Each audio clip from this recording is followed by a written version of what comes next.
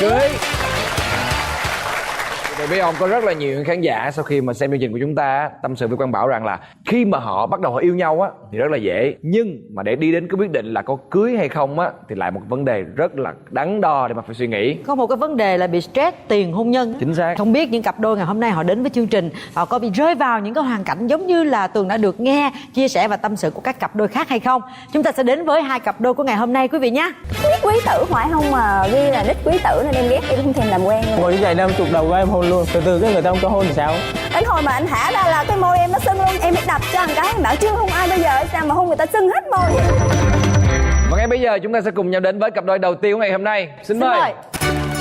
Wow, quá đẹp, quá đẹp. Đẹp đôi quá. Mời hai bạn. Xin mời hai bạn tự giới thiệu về mình đi ạ. Em tên Vũ Hoàng Giang, đến từ Buôn Ma Thuột, tỉnh Đắk Lắk. Em làm nghề lái xe buýt. Lái xe buýt. Lái xe buýt. Wow. Và Em xin chào chị Cát Tường, chào MC Quang Bảo, em là Trần Kim Yến, em cũng đến từ Buôn Ma Thuột.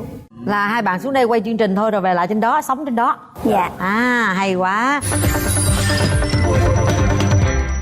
Hai người em gặp nhau là do một người bạn của Yến. Cái số điện thoại của Yến cho em kêu là có một bạn em cũng chưa có chồng, cũng làm nghề giáo viên. Mà từ xưa giờ là em thích gái làm nghề giáo viên. Thế em kêu là thì cứ cho số đi để anh về anh làm quen. Ảnh làm quen em cả 1 tháng luôn nhưng mà em không có đồng ý kết bạn, tại vì ảnh lấy cái nick Zalo của ảnh là quý tử Buôn Ma Thuột á.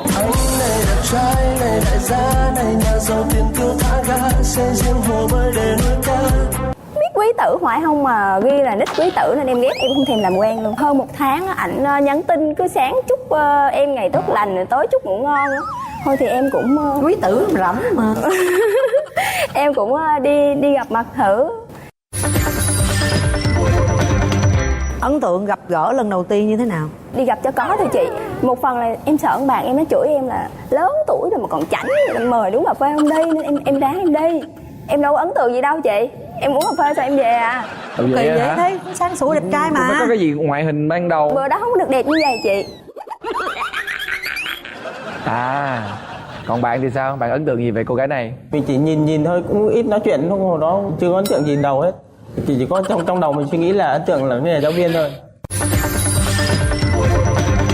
Điều gì từ ảnh mà làm cho bạn chuyển đổi là từ thấy bình thường mà thành thấy thích? Thiệt sự là trong một quá trình hai đứa cũng tìm hiểu thì em thấy ảnh rất là tốt tính, rất là chân thành.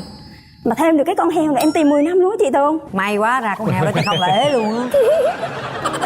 Bây giờ em biết lịch trình của ảnh xe buýt là mấy giờ đi ngang nhà em chưa? Mỗi ngày có chờ bản chạy qua nhà mình không? Khi mà mình chưa được tìm hiểu về ảnh thì mình không có biết cái lịch trình. Còn khi mà hai đứa đã quyết định là quen nhau á chị, thì em cũng quan tâm xem cái giờ nào ảnh chạy ngang nhà em, hai đứa đã nhìn nhau một tí rồi để vô nhà luôn cũng được. Do cái đặc điểm công việc của em thì em lại đi dạy ngược hướng với ảnh. Có nghĩa là mình chỉ quan tâm là trên đường đi làm bạn mình là có được nghỉ ngơi chút nào hay không, ăn uống như thế nào, chứ còn tại vì 2 tuyến của hai đứa là nó không có đi làm. Tôi kể nghe chuyện tình yêu, tôi nhớ câu chuyện tình yêu của mình hồi xưa á. 10 năm trước tôi cũng có quen người bạn cũng chạy xe như bạn này vậy đó, chạy xe đưa đón công nhân mỗi ngày á, và tôi cứ canh đúng cái giờ đó là bạn đó đi ngang nó bóp kèn tin tin là mình đi ra đứng trên lầu nhìn xuống cười vậy rồi xong đi qua hết.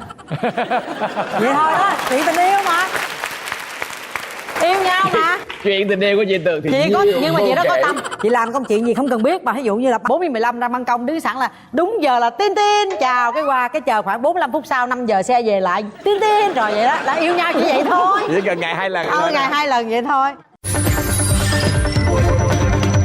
Nụ hôn đầu tiên như thế nào hai bạn nhớ không? Dạ cái thời điểm đó là cuối tháng 3 2018 vừa rồi này chị. Mới đây thôi hả? Hả? Trời.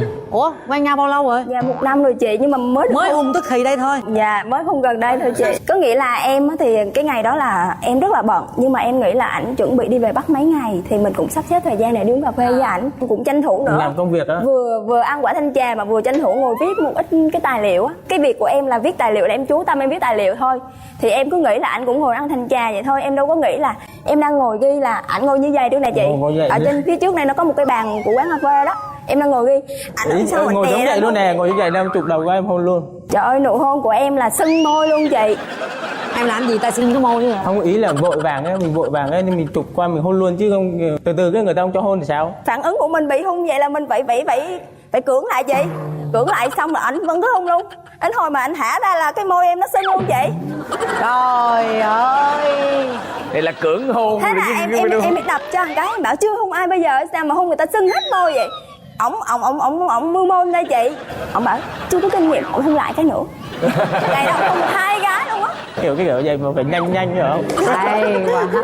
Thôi làm lại mất công sưng môi không quay hình được. Dạ thôi em sợ sưng môi lắm. Còn có kỷ niệm vui, kỷ niệm buồn nào trong thời gian quen nhau nữa không? Khi mà mình yêu rồi cái cảm giác mình cũng nhớ. Tại vì ảnh đi là phải 3 ngày mới về được 1 ngày. Thế bữa đó là hai đứa đi coi phim ấy, coi phim về thì nó hơi trễ, khoảng 11 giờ kém. Thì ba má em thì già rồi, có cái tính là lo cho con gái, tức là cứ phải là canh cửa chị. Ảnh vừa mới chở ảnh về nhà, thường là ảnh phải về đến cửa là ảnh phải hôn cái là ảnh tạm biệt ảnh đi về. Bữa đó má em thấy sao hai đứa này đi gì mà lâu quá, má em canh cửa, nghe tiếng xe cái là má em đầm mở cửa liền luôn. Thế là bước vô nhà luôn, Anh em sợ không quá, kịp anh hôn. chào má em tiếng là anh giọt anh về luôn. Nó về nhắn tin, ủa sao lại về mà không nhớ em ấy, xong rồi về không tạm biệt cái về rồi. Thế là vừa mặc đồ thay rồi chuẩn bị đi ngủ cái mặc con đùi chạy ra, hôn cái được về thôi. Trời ơi. Nhà hai bạn cách nhau bao xa? Gần 2 cây số. Vậy cũng mà chạy gần. về tới nhà rồi vì chưa hôn quay qua hôn. Tại lúc đó má ra mở cửa sớm quá thì Run quá. Má nghĩ là con gái mà đi về tới hôn nhau ngay trước mặt má đi về chửi cho kêu Ta vậy đúng rồi. nếu mà chạy về Chịu đựng chút mai hung hành người ta đêm khuya rồi. Không, tại vì bị sưng môi cái bị ghiền, hiểu không? Kiểu gì đó. Rồi có kỷ niệm buồn gì không? Dạ, kỷ niệm buồn là em làm cho ảnh buồn á chị. Có nghĩa là hai đứa tìm hiểu á, thì cũng gần cả năm rồi. Ảnh rất là muốn kết hôn với em rồi. Khi mà em quyết định lấy ảnh thì em bị dao động bởi cái dư luận bên ngoài á chị. Rất là nhiều người nói là tại sao lại lái xe rồi thế này thế kia. Mà trong khi đó là họ không có hiểu hết về con người của ảnh. Thì em cũng bị chút dao động. Rồi họ cứ nói là lái xe là lăng nhăng rồi thế này thế kia là Đi tới đâu có bồ tới đó ha. Dạ. Rồi thế là mấy ngày ảnh ở dưới Đắk Nông là em ở trên đây em buồn lắm. Em mới nhắn tin cho ảnh là ngày đó anh về đó, hai đứa mình ra quán cà phê em nói chuyện. Thì ý là em cũng nói là em cần thêm một cái thời gian nữa để mà cưới nhau, chứ bây giờ là gấp quá, em chưa thấy chắc chắn về cái sự lựa chọn của em. Thì cái lúc này ảnh chuẩn bị có vợ đến nơi rồi mà em biểu là đừng cưới nữa là ảnh khóc luôn. Ảnh khóc thì em rất là cảm động. Thì em ngẫm lại nhiều yếu tố. Thứ nhất là ảnh là thương mình thật lòng nè. Tại vì trong biết bao nhiêu con người họ tìm hiểu mình thì mình thấy con người này là họ chân thành với mình nhất. Được cái là nếu mà em mà lấy ảnh á, là gần nhà thì em còn chạy đi chạy về với ba má em. Với một phần là ba em á, là rất là ân ảnh, kêu nó hiền lành quá mà mày cứ bắt nạt nó thế này thế kia. Với lại với cái tâm lý của người lớn tuổi á chị. Tại ba em là 93 tuổi rồi mà con cái chưa có ra hết cửa nhà á, thì em cũng muốn để ba mẹ em yên lòng. Thì hai đứa là quyết định là tiến đến hôn nhân với nhau. Bây giờ quyết định chọn ngày cưới rồi, gia đình ủng hộ rồi, hối thúc rồi, từ đây đến ngày cưới còn những khó khăn gì với nhau nữa không? Về cái công việc cưới của tụi em là cũng thuận lợi hết rồi, cũng không có gì là khó khăn đâu ạ. Thế còn tính tình của hai bạn thì sao? Hai bạn có hiểu hết về nhau chưa? Thật ra thì anh Giang em thấy rất là tốt rồi. Anh chỉ có một cái nhược điểm mà cần phải khắc phục thôi. Đó là khi mà nói chuyện anh lâu anh hay nói hơi to tiếng á. Nên cái cảm nhận của người khác đối với ảnh là tưởng ảnh là người rất là cục cằn, chứ thật ra rất là tình cảm. Là có phải em to tiếng không hay là do kiểu nói chuyện em không phải, vậy? nhiều khi mình áp lực quá công việc, áp lực quá, chạy xe căng thẳng á, nhiều khi mình nghe điện thoại mà trên xe ồn quá thì mình phải alo to là cái người ta nghĩ là mình giống kiểu là giọng to hay là cáu gắt hay này kia ấy. Nhưng mà thật sự là không có cáu gắt phải không? Dạ. Giang thì sao? Giang có cảm nhận gì về người vợ sắp cưới của mình? Bà Yến thì hay nhõng nhẽo với hay mỹ ướt. Có chuyện gì mà ít khi nói ra ấy, có nghĩa là em phải hỏi mãi mà không chịu nói ra, có nghĩa là hay bợ ở trong lòng, giữ trong lòng. Giống kiểu người ta nói là tài xế thế này thế kia mà không nói với em, cứ ngồi khóc thôi. Nhưng mà Giang làm sao để cho người bạn gái của mình tin tưởng vô cái công việc của mình làm để không phải ghen tuông? Thì em cũng nói luôn, em không phải người như vậy. Có nghĩa là anh tới với em là anh xác định là anh tới thật lòng, chứ còn nếu mà anh đã muốn chơi bời hay là qua đường ấy thì anh đã quen người khác. Xã hội thì mỗi người mỗi tính, mỗi cây mỗi hoa mỗi nhà mỗi cảnh, đúng không? Kiểu lái xe cũng nhiều người, đâu phải ai cũng như ai. Nhưng mà anh lái xe là anh không có, anh thương ai là anh thương hết mình, thương thật lòng, và anh thương em mới đến với em. Chứ còn nếu mà đã không thương thì anh quen người khác chứ anh đến với em làm gì, bước vô cuộc sống của em thì chi cho nó khổ em ra. Còn người ta nói thì người ta đâu biết là quan hệ của mình như thế nào đâu, người ta biết. Nhiều khi người ta chỉ nói theo cái nghề lái xe nói chung vậy thôi, chứ còn đâu phải là em nói có anh. kể cho cô biết nghe công việc của em cụ thể tường tận là như thế nào để cô hiểu cái công việc của em. Có một lần Yến được nghỉ dạy á, thì em dẫn xuống chỗ nơi em làm việc á, là ngủ lại dưới đó, là em dẫn Yến xuống giới thiệu cho với người lái xe cùng với em, đồng nghiệp của em á. Thì đi cái tuyến đó luôn đúng không? Còn Cho đi liên xuống lần cho biết. là có dẫn đi theo xe chơi á, đi theo xe để cho biết, tạo niềm tin để tin tưởng. Không Đi có theo tin là tưởng. hiểu rồi, người ta cũng cực khổ lắm, lái xe cũng căng thẳng lắm chứ. Em phải vui vẻ cho người ta tinh thần, người ta lái xe cho an toàn, đúng không? Dự định sau hôn nhân của hai bạn là gì? Dạ thì về dự định sau hôn nhân cũng mong muốn là sang năm sẽ có một em bé. Theo cha theo con á chị. Ấn tuổi cha đó. Cũng coi tuổi cô này, cô coi Con tuổi ấn coi tuổi đồ cha dữ là lắm. tốt. Giờ coi tuổi là anh thuyết phục câu này là em mới chịu nè. Anh hay đọc cái câu gì nhỉ? Em thì mệnh thủy, Yến là mệnh mộc, thì em kêu là chồng thủy và mộc phúc lộc đa, nhiều con nắm cháu lại vinh hoa, trâu dê gia súc nhiều vô kể, giàu sang tiền bạc để lấy tiền tới khoái. Cô ta cười. Vậy là được rồi, có thơ tới mức đó là được rồi. Hai bạn có lời nào muốn nói với nhau nữa không? Mùa đông ấy thì Yến thì sợ lạnh, giống kiểu như mèo á, cũng chịu ra đường ấy, cứ nằm trong chăn biết rồi. Rủ đi chơi thì nhiều khi kêu là lười ra đường, lười đi ngoài. Thì hôm nay thì em có món quà nho nhỏ thôi, em muốn tặng cho Yến thì gọi là em có cái tất thôi, gọi là mùa đông thì nó lạnh thì tất thì giữ cái chân cho nó mát. Trời ơi. Em ngại quá anh. Mang tất vô luôn hả? Dễ thương quá vậy. Trời, tới con mèo luôn. Quan trọng là tình cảm với tiền bạc quan trọng. Tuyệt vời. Thôi em cảm ơn anh rất nhiều. Em chưa cầu hôn, tiện thể chương trình thì em có chiếc nhẫn thì em làm vợ anh nhé. Phải không, tay này tay kia? Nam tả nữ hữu, đúng rồi, nữ tay phải, chính xác. Chưa bao giờ biết. Dạ.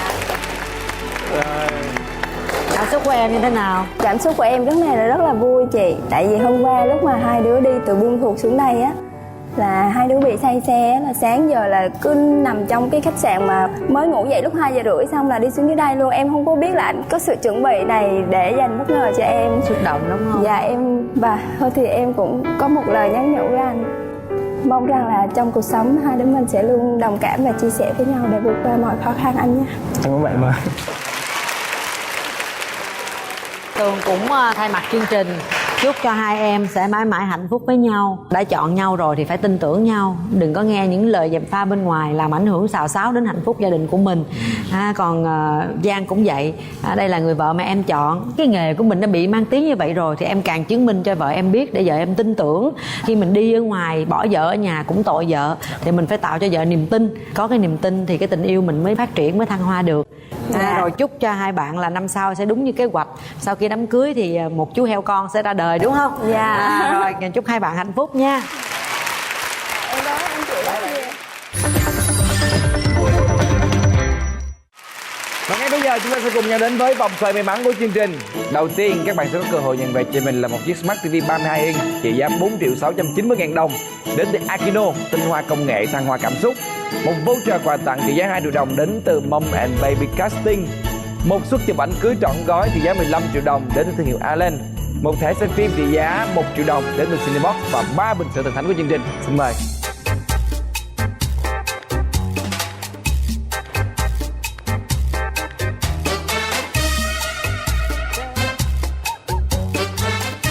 Và các bạn sẽ nhận về cho mình đó là một bình sữa thần thánh của chương trình Yêu Là Cưới. Như vậy là năm sau là phải có một chú heo con nhá. Ước mơ muốn có con là cho bình sữa liền. Chúc mừng hai bạn. Đã loại chồng em 3 lần rồi, lùng xấu quá trời luôn. Chồng em nói làm ghen tào lao, năn nỉ em quá trời luôn. Lấy cái đầu đập vô luôn, bum nứt cái luôn. Và bây giờ sẽ là cặp đôi thứ hai của ngày hôm nay. Xin mời. Mời hai em. Rồi, quá tin luôn.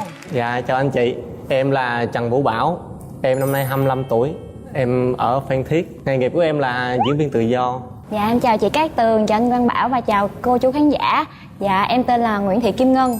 Hiện tại công việc của em là sản xuất tự do ạ. Em sản xuất cái gì? Dạ em làm trợ lý sản xuất rồi làm tele. Phim đó chị. Sản xuất phim ảnh. Dạ, phim. À, bên đây anh diễn viên, bên này trợ lý sản xuất. Quá hợp nhau luôn. Rồi gặp nhau làm sao nè? Cái hôm đó là em đi quay, cái gặp vợ sắp cưới em bây giờ nè.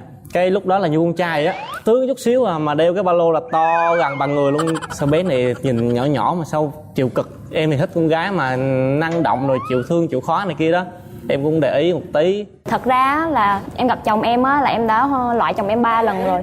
Có nghĩa là em là bên casting người nữa. Cái giảng lần đầu á của em là gặp trời mưa, thế là tụi em bị bại lần đó. Đó, xong gặp chồng em đưa hình, em cũng loại luôn. Nói xong rồi lùn xấu quá trời luôn. Cái em loại, cái xong rồi lần sau cái làm lại lần nữa, xong đưa hình nữa. Em nói tại sao lại người này nữa, em loại luôn. Đó, nhưng cái ông anh của em lỡ bút rồi, lỡ hứa.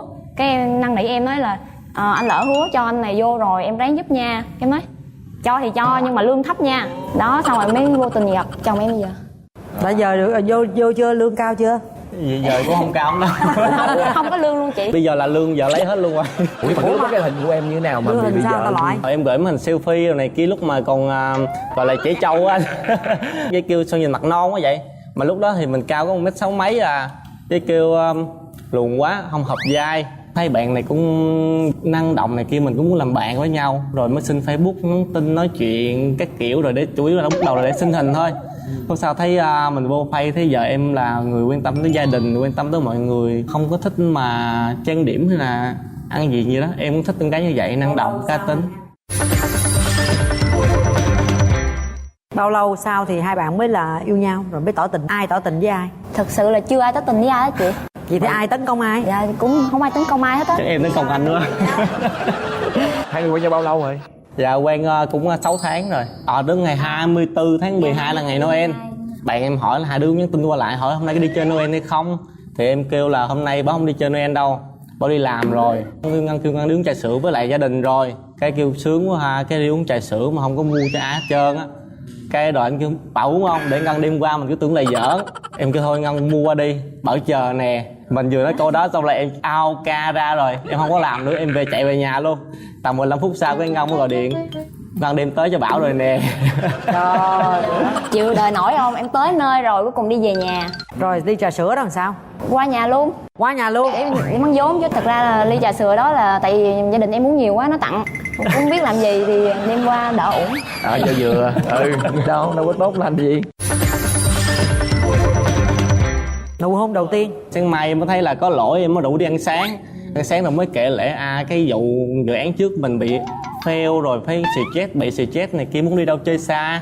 Cái em mới rủ hay đi về quê, không về quê bảo với Phan Thiết đẹp lắm, đồ ăn ngon nữa, thì tính tình thì khói ăn ham ăn lắm. Rồi mới chịu đi về quê với em luôn. Em kêu cái gì ngủ này mẹ của Bảo này kia, rồi dẫn ra biển chơi thấy về quan tâm tới ba mẹ em cũng thương rồi. Thấy lúc mà ra biển nó vui vẻ, nhìn anh con nít dễ thương lắm. Cái anh đang đưa hai tay ra như là phim mà tàu Titanic á. Đó em mới đứng ở xa em chờ tới hôn một cái đó. Thì lúc đó em hết hồn, cái em mới nói là cái gì đâu má, cái mắc cỡ, cái quay đi, nó không có chuyện gì xảy ra chị, giống như chuyện hoàn toàn không biết chuyện gì xảy ra luôn á. Quen 6 tháng thì nó cũng không ngắn, nó cũng ngắn. Có nhiều chuyện vợ khóc vợ cười hay kỷ niệm vui kỷ niệm buồn gì chưa? Dù tụi em mới quen thôi chứ mà cái chuyện nó ly kỳ lắm chị, hấp dẫn lắm. Trước Tết là em có một cái dự án là quay ở Vinpearl, nhận làm trợ lý. Thì lúc đó chị sếp book vé cho em đi ra Nha Trang rồi, mà em lại hứa với nhau bạn thân là phải đi xin chơi với nó. Cái em giao hết việc, toàn bộ dự án là cho Di quản lý hết. Ở nhà em gọi là Di. Gọi là Di. Cái em book về đây á là cái vé ở đây á là 7 giờ là sẽ có mặt ở đây, nhưng mà máy bay em bị trễ, mà 7 giờ 10 là máy bay bên Nha Trang sẽ bay. Trời, em trên máy bay em khóc như mưa, em khóc giống như chết rồi, em hết gặp chồng em rồi, cuộc đời em sẽ cảm thấy là tăm tối lắm, có lỗi lắm. Em khóc mà người nước ngoài thương luôn chị, cho đi lên hàng đầu để đi ra khỏi sân bay cái đã kịp. Ủa vậy hả? Dạ, Khóc quá là bay không chịu bay luôn. Em khóc mà khóc như mưa, mà mấy ông mà quản lý cũng sợ em luôn. Cuối cùng bay kịp ra. Dạ đúng rồi. cái em ra mà em vui là vui, em cảm thấy trong lòng sắp được gặp chồng em nè. Lúc đó đang lo tích kê diễn viên chính á, mình đem đồ ăn cho mọi người ăn, mình đi ngồi cái sân á chị. Cái giờ em thì mới đi xe túc túc quá, cái xe điện á chạy thấy em kêu dê dê, chạy tới ôm, hai đứa ôm nhau la khóc quá trời. Có la khóc quá trời nữa. Mới có 6 tháng à, thì cái thì tình cảm mới chớm nở à. Vui lắm. Còn câu chuyện dở khóc dở cười nào giữa hai bạn nữa không? Chuyện em ghen, chồng em nói là em ghen tào lao. Cái đợt mà em đi làm dự án cái em bị giật mất cái điện thoại, chồng em mới đưa điện thoại của chồng em cho em, với lại tụi em mua cái khác cho chồng em á, thì tải lại cái Google thì hình cũ của chồng em với bồ cũ cho nó xuất hiện tràn lan trên cái điện thoại. Cái em tưởng chồng em đang dính líu với người cũ, em ra sau lưng sau cái nhà, em ngồi im đó, cái chồng em ra nói là chuyện gì vậy? Cái em nói không có chuyện gì hết á, anh xem điện thoại anh đi. Cái xem cái mới thấy cái hình cũ á, nó không có, mà năn nỉ em quá trời luôn. Cái em khóc, mà trước giờ em đâu khóc đâu, em khóc như mưa, khóc như mưa hoài vậy, khóc như mưa. Máy bay người ta trễ chuyến bay rồi giờ còn khóc như mưa nữa. Nói em đừng khóc nữa, anh không có cưới gì đâu. Em khóc dữ quá, chồng em nhào vô cái lu đập cái bóp, Đặt đầu vô lâu, nhận nhau kêu thôi anh giờ anh bỏ em đi, anh còn thương người cũ, anh bỏ em đi, anh đừng có quen em nữa. Nói vậy á. Cái em mới kêu tự nhiên sao em nói vậy này kia, cái rồi cái bây giờ em là tự giảm cái em ngu quá, tự nhiên em quen anh này kia, em tức, kêu bây giờ em Tự đánh mình luôn. dạ tự đánh mình, kêu bây giờ em dừng lại không, giả tiếp cái nữa em tức quá, em kêu bây giờ em mà giả nữa là coi chừng anh đó, giả tiếp cái nữa. Cái thứ ba em tức em đập, lấy đầu em đập vô luôn, cái bum nứt cái lu. Là lấy cái đầu của mình đập vô cái lu á, hay Dạ, là đầu đâu? em tức, Cái đầu có bị gì không? dạ đầu bị gì hết. Đúng là cứng đầu. Cứng đầu, đồ cứng đầu. cái mà cái lu đó là cái lu ba anh bảo cưng lắm, nên tụi em coi như không có chuyện gì xảy ra, giấu luôn. Kỷ niệm biến cố qua nhà bố mẹ là cái lúc mà em là chuyển trọ, mà lúc đó là chưa kiếm được phòng trọ. Cái vợ em này mới kêu là thôi qua nhà em ở 1-2 ngày đi, có gì em giấu ba. Em giấu ba Ở trong nhà mà giấu hả? trong phòng riêng không ai ở đó. Ba em thì 10 giờ là ngủ rồi, tới 11 giờ tối mới dẫn em về. 6 giờ sáng ba dậy, cái 4 giờ dậy hai đứa đi tập thể dục. Không phát hiện luôn. Dạ không phát hiện luôn. Cái này ta gọi là dẫn trai về nhà đó. Thì lúc đó bao giờ được bao lâu? 2 tháng. 2 tháng dắt trai về nhà. 10 giờ ba ngủ, 11 giờ dắt trai vô, 6 giờ ba dậy, 4 giờ hai đứa về tập thể dục. Hay. Mẹ biết, mẹ kêu sao mà chưa kiếm được phòng trọ hả? Kêu dạ, về nó chơi cái chiêu, kêu bây giờ anh, mẹ em kêu anh kêu mẹ bằng mẹ đi, cái mẹ cho ở đây. Đang nỉ mẹ, kêu mẹ anh bảo không có phòng này kia, mẹ cho anh nó ở nha này kia rồi đó. Cái rồi em cũng không biết, em gọi mẹ bằng tiếng mẹ luôn, tròn mắt hả? Mắc cỡ lắm. Mẹ im, mẹ nói gì hết, em tưởng mẹ không đồng ý. Mẹ mới kêu thôi bảo cái gì con ở đây luôn đi, để mẹ nói cho ba cho. Rồi bây giờ là hai em ở chung nhà, em phòng, vợ em một phòng. Lúc đó là xác định là sẽ cưới rồi đó. À, Mới có mấy tháng cưới vậy thôi rồi, đó hả? ghê thiệt. Tại hai đứa em là tình yêu xét đánh đó. Thấy hợp nhau nhiều thứ. Ủa rồi nhưng mà chuyện sẽ đánh là chuyện của hai bạn, mà còn cái chuyện của ba mẹ thì sao? Ba mẹ có bao giờ phản đối không? Ba mẹ anh Bảo á, gặp em á giống như là thả thính em vậy anh, làm cho em cảm thấy trời ơi, em yêu ba mẹ quá. Ba mẹ em hiền lắm, kiểu như Đúng rồi, dễ ba thương, mẹ nó anh Bảo dễ rất là mến. dễ thương với là hiền, mà ba anh Bảo nấu ăn cực kỳ ngon nữa, trời, thương ba mẹ anh Bảo, cái em mới thương anh Bảo ấy chứ. Rồi bên gia đình em thì đối với Bảo làm sao? Ban đầu á thì em dắt về nhà không nói gì hết á, cái mẹ em thấy bạn này cũng dễ thương hiền lành, cũng ga lăng lắm chị, vô nấu món nhậu cho ba em, mà ba em thích ăn món nhậu, thằng này được, tao thích. Vợ sắp cưới em này là giống như con trai á. Mới đầu là ba mẹ cứ tưởng là không thích con trai, cứ nghĩ là thích con gái, mặc đồ con trai không mà không mặc đồ con gái. Từ khi quen em là ngăn đổi cũng nữ tính lại một tí rồi đó, rồi ba mẹ thấy vậy kêu chắc quen thằng bạn uống nắng lại được, rồi nữ tính lại bớt, rồi ba mẹ cũng đồng ý cho quen nhau. Ồ, vậy là gia đình đồng ý hết. Dạ ngày 1 tháng 12 là ngày tụi em sẽ tổ chức đám cưới. Nhưng mà các bạn đã biết hết tính xấu của nhau chưa? Có cái gì mà còn mong muốn nhau thay đổi không? Dạ có. Tính xấu của chồng em á là hiền lắm chị ơi. Hiền sao tính xấu? Nhìn tôi kêu chị ơi luôn rồi kìa. Tôi hoang mang luôn rồi. Hiền lắm. Nhưng mà lần đi phụ em á, hiền là người ta nói gì cũng im nó bị ăn hiếp. Thực sự là hai bạn đang mới có giai đoạn bắt đầu yêu nhau thôi. Nó cũng có những cái trường hợp là tình yêu sét đánh, gặp nhau rồi là quyết định chọn luôn và đi đến nhau suốt cuộc đời, thì đó cũng là một tình yêu rất là trân trọng. Nhưng mà hai bạn phải biết trước nha, là cái đường tình yêu của hai bạn là còn rất là dài nha. Bây giờ một tình yêu rất là đẹp rồi, vậy Tường không biết nói gì hơn là chúc hai bạn hạnh phúc thôi.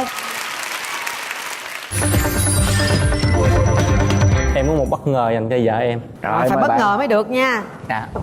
Nhắm mắt đi. Nhắm mắt lại. Trời đất ơi, gì vậy? Mở mắt ra đi. Mở mắt ra kìa. Bất ngờ chưa? Bất ngờ chưa? Vợ em là sở thích rất là thích vali. Em dành tặng vợ em chiếc vali với ý nghĩa là anh sẽ cùng em đi du lịch khắp nơi, lúc nào là cũng có anh bên cạnh em lo lắng chăm sóc cho em. Em cũng có một bức nhà tranh. Nhắm mắt luôn nha. Hai cái. Hai cái luôn hả? Mắt Ghê lại. vậy. Em nói rồi, cái này nó bự lắm. Tốn tiền taxi dữ lắm Trời mấy ơi. đứa ơi. Gì vậy ta? Đúng là bất ngờ thiệt. Di ơi, mở mắt ra đi Mở Di. chưa? Rồi mở mắt đi. Em đâu rồi? Em đâu rồi? Trời ơi, gì mà bự vậy? Tại vì em hay đi Trời. làm á, sẽ có lúc anh vắng em á, nên em tặng cái này để anh ôm. Nhưng mà vừa bằng bạn ấy là bằng em thôi, chứ em mua cái con là bằng em mua cái con gấp đôi em dữ vậy. Cấp 3 luôn á chị. Em cỡ bằng cái chân của nhỏ này ha. Trời ơi, nó ngồi hết Trời cái ơi, ghế nó luôn. bự thiệt chứ. Rồi. Tại vì em có kể với anh chị á là chưa ai tỏ tình với ai và cũng chưa ai cầu hôn với ai. Thì hôm nay em sẽ cầu hôn chồng em. Anh chồng em nha. Anh đồng ý. Trời ơi. Trời dễ thương quá. Ôm nhau đi chỗ leo. Bà đẹp quá. Hôn đi, hôn đi. Rồi là dễ thương quá. Quá hạnh phúc. Không còn gì để nói nữa. Chúc hai em phải luôn luôn giữ tình yêu của mình đẹp như bây giờ, nóng như bây giờ nha. Dạ. Rồi chị, chúc mừng hai em hạnh phúc. Còn ngay bây giờ chúng ta sẽ cùng nhau đến với vòng xoay may mắn của chương trình. Các bạn có cơ hội nhận về cho mình là một chiếc Smart TV 32 inch trị giá 4.690.000 đồng đến từ Akino, tinh hoa công nghệ, thăng hoa cảm xúc. Chúng tôi còn có một suất chụp ảnh cưới trọn gói 15 triệu đồng đến từ thương hiệu Alan, một thẻ xem phim trị giá 1 triệu đồng đến từ Cinebox, một voucher quà tặng trị giá 2 triệu đồng đến từ đúc tay tình nhân của Mom and Baby Casting và 3 bình sữa thần thánh của chương trình Yêu Là Cưới. Mời hai bạn. 2, 3, rồi kêu 8 cái cà phê vô luôn.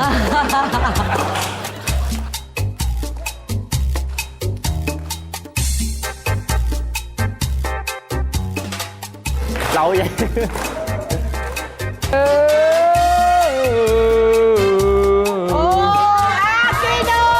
Một chiếc Smart TV 32 inch đến từ Akino, tinh hoa công nghệ, thăng hoa cảm xúc. Chúc mừng hai bạn.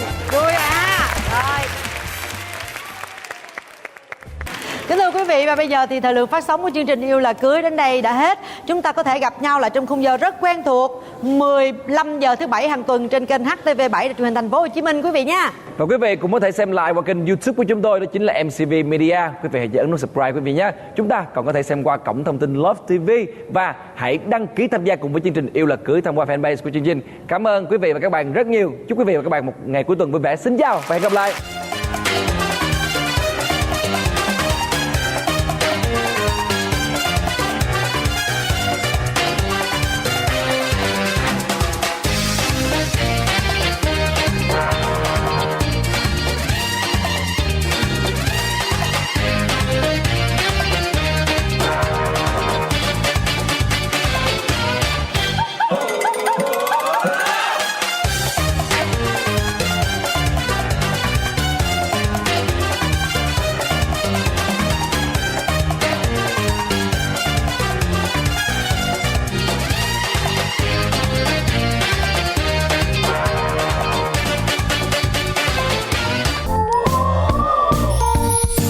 Yêu Là Cưới. Làm như bạn giỏi lắm, bạn vô Facebook em, bạn kiếm số điện thoại của em, bạn kết bạn Zalo với em. Mà lúc đó người bình thường nói chuyện bình thường đi, tiếng Anh tiếng Âu làm như giỏi lắm vậy. Nói được đôi duy nhất đúng một câu trong đời từ đó tới giờ luôn. Nay tôi biết you xong. Rồi thức đến 2 giờ sáng coi bạn đi nói chuyện với em rất là rành về đá banh luôn. Bây giờ em mới biết là vừa nói chuyện vừa search Google. Hãy đến với Yêu Là Cưới vào lúc 15 giờ thứ Bảy hàng tuần trên HTV7